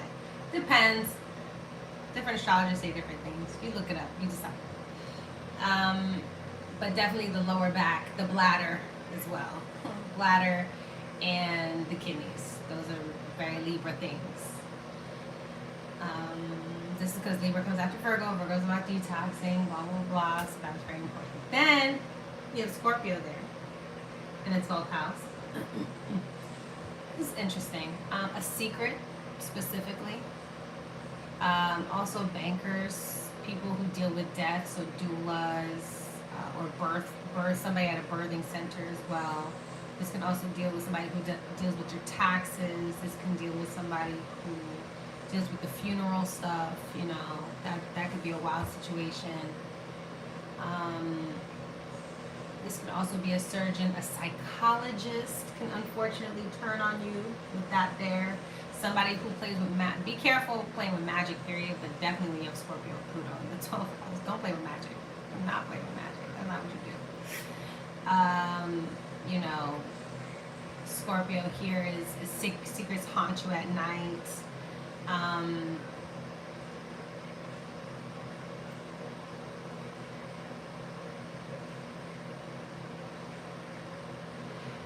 It's interesting. I would always be careful around dark bars and just dark places with that there, because, you know, shit can go down. So you always want to be aware of that, because that's just Scorpionic stuff. Like, things go down. I have Scorpio in a lighthouse and shit still happens to me all the time. I'm like, what the fuck is happening? It's like a movie. But when you have Scorpio here, also your sex life, okay? But there's going to be some kind of secret or something that is withheld from. That's going to be the major things.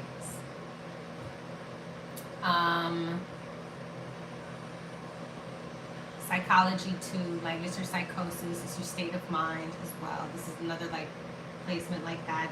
Holding on to things for too long, that's not good. Remember, wherever Scorpio is, you have to learn how to donate there, meaning release, give away. So you have to let go of suffering, sabotaging, struggle mentality, things of that nature, hoarding onto things, thinking that secrets can destroy you, you know, because they can't. It depends on what you empower and what you disempower. But Scorpio there is definitely something that is somebody that you find more powerful than you, like a powerful male, most likely, or masculine energy, because of that Mars-Pluto stuff, unless that's, or a powerful woman. It's just a powerful person, actually. Let me take that back, because Scorpio is still a feminine sign. So it's just a powerful, a younger person that has a lot of power, a person that you perceive with a lot of ambition and vigor, things of that nature. A person that you keep out of view, a hidden person as well.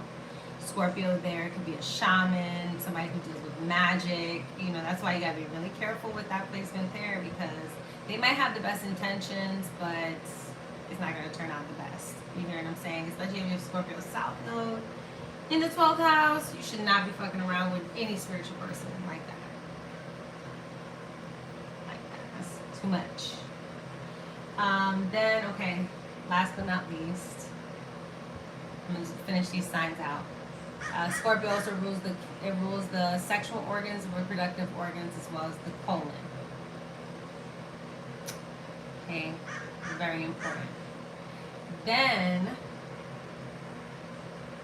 Sagittarius in the 12th house is gonna be your secret enemy, hidden enemy. Is a lot of times one of your mentors, somebody at a church or a religious space, you know, like a pastor, preacher, unfortunately. Then somebody that you put a lot of faith into, you know, somebody at college as well, college experience.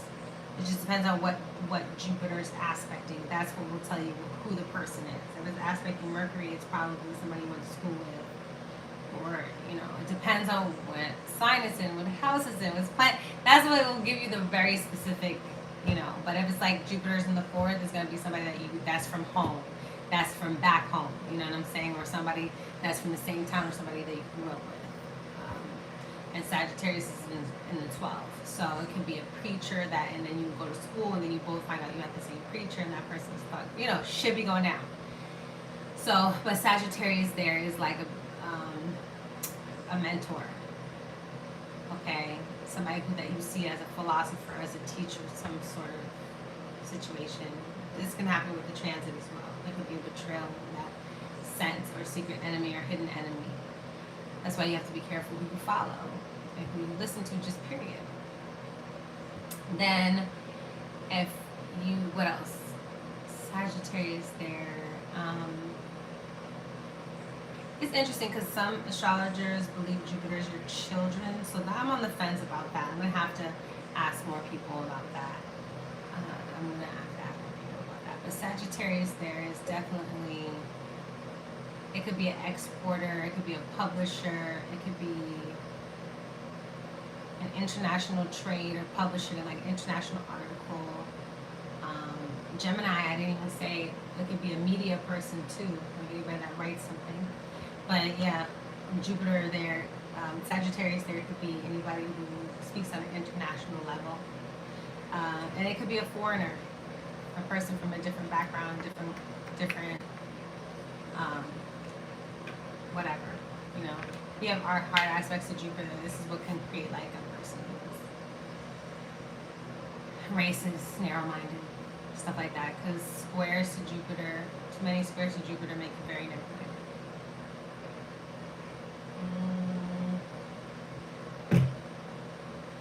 Then, the part of Sagittarius that it rules is the hips and the upper legs.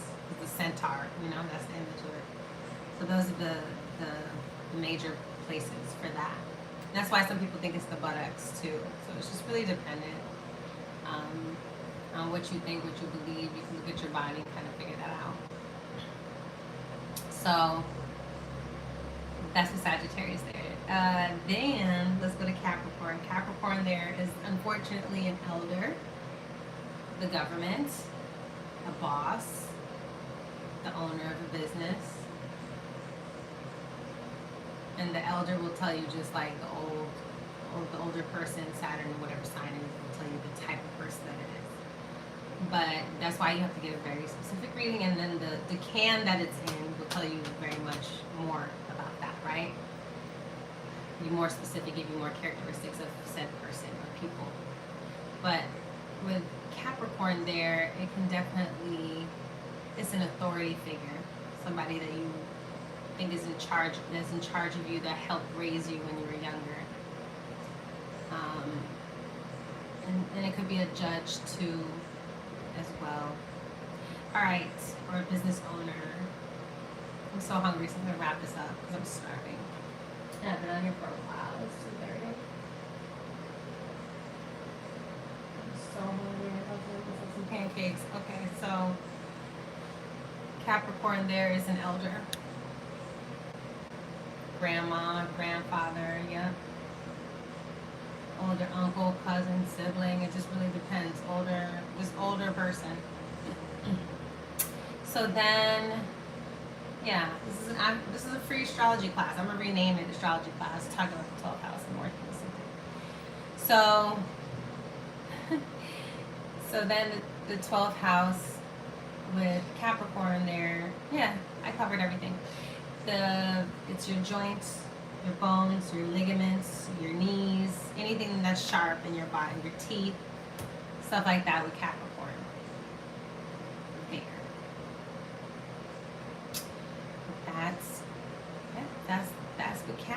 your skin too. And then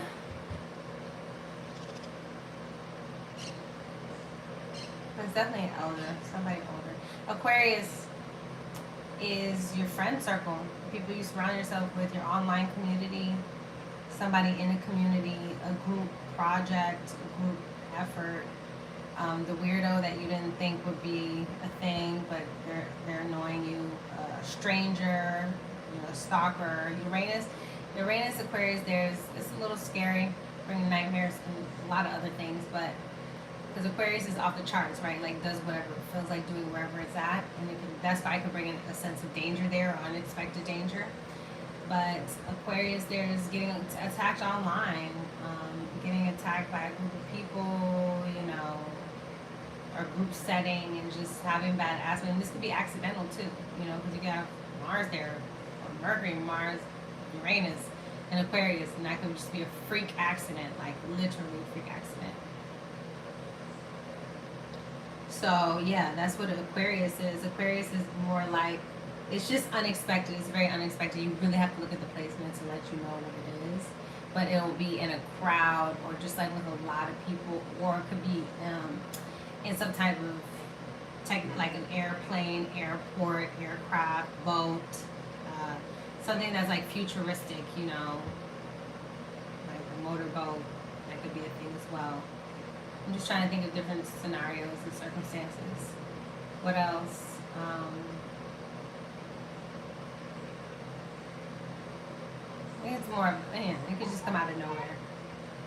Aquarius rules the circulatory system,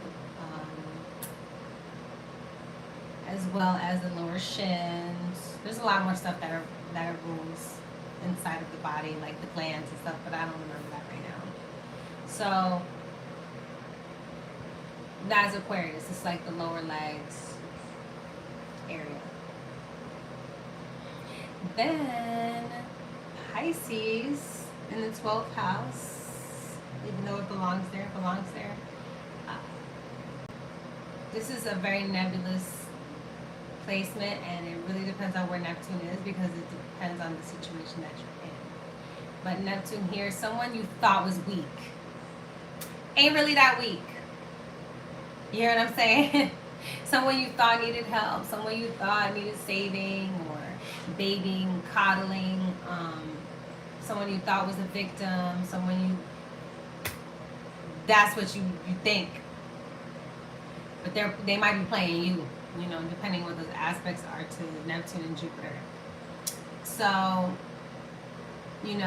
somebody can play you. It could be your own imagination. Oh, excuse me. It could be your own imagination. It could be the things, just like letting things just slip and slide through. It could be, things that you hide behind, things that you blame. It could be guilt. It could be shame, because that's just Pisces stuff. Like, it could just be anything. And then this is just the cycle, the emotional abuse cycle and neglect that you give yourself, like that kind of thing. Pisces there. Like if you have a Pisces moon there and it's, it's squared by Mars, squared by Saturn, Pluto, it might be hard for you to forgive your mom for whatever she's done to you, which could be a lot because of those squares to the moon. So it might be very difficult because she abused you and she's supposed to be your mother, and the title of the mom is there, but you know that she's really your abuser, and she trapped you and all that other shit, and she made it seem like she was protecting you from somebody else, but she was the real danger. It could just be like this whole situation where you're confused about what's going on, what's real, what's not, and so your imagination plays a large role in what's going on. Wherever Neptune's plays a large role with the type of people you're drawn in. You know what I'm saying? And it'll just really make you feel as if you don't know what's real, you don't know what's not, and you just need to focus on yourself.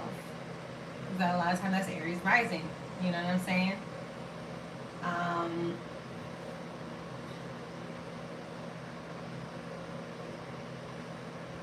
Listen, things happen. This could be true. So it's just wild. Like Neptune and Pisces, there is just a wild, wild west. And you can have issues with your feet, your lymphatic system as well. And anything with water could be a problem. Be careful of that. Yeah, getting bullied by people that you think are weak, you know. You definitely are meant to see beyond the veil. So that's all. I gotta get out here. I'm hungry. So that's 12 house days. This is a class now, and boom, that's it. That's what we did. Share it.